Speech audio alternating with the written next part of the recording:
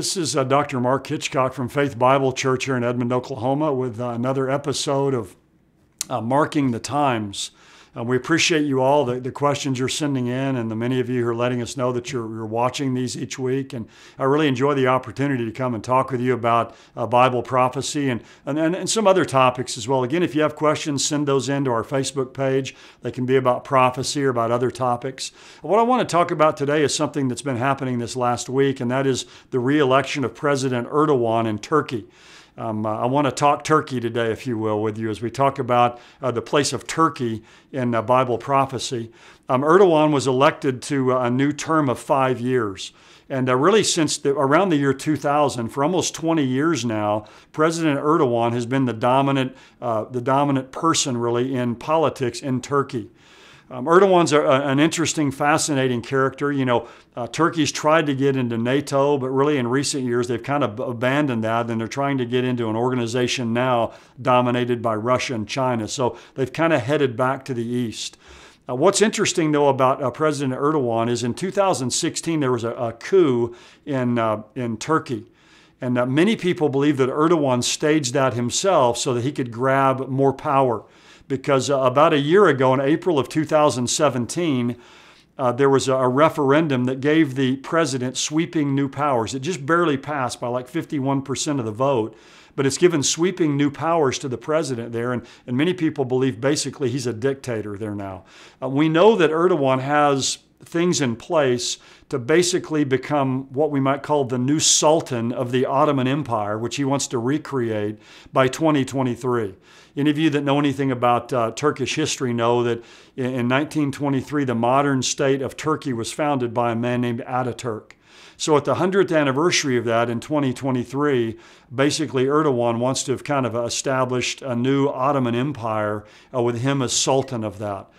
But I think what's fascinating is in just this last week, there's an article that's come out in several periodicals and online that many countries are warning Israel that Turkey wants to extend its influence in Jerusalem. In fact, listen to the title of this article. It says, Jordan, Palestine, and Saudi Arabia warn Israel against Turkey. Now, when those countries are warning Israel against Turkey, you know there's problems.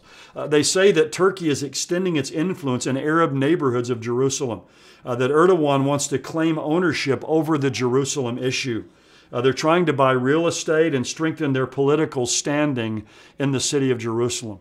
It's fascinating to me, Erdogan, again, who's the president of Turkey, has a great desire for Islam to overtake the city of Jerusalem.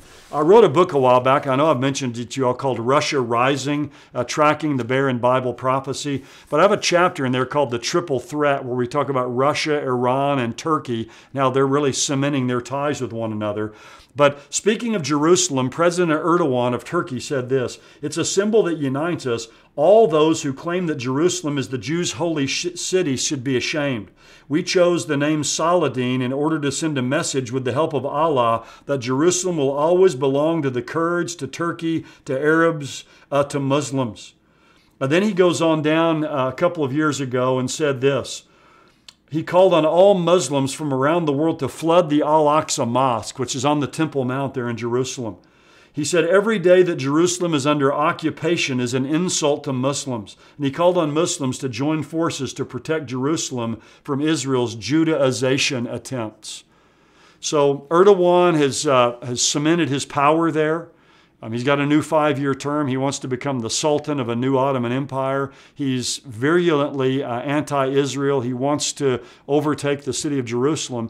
And all of that is significant because when you read Ezekiel 38 and 39, which prophesies a great massive coalition of nations invading Israel in the end times when they've been regathered to their land, 4 of the ancient names listed there in Ezekiel 38 are in modern-day Turkey. We have Meshech, Tubal, Gomer, and Togarmah.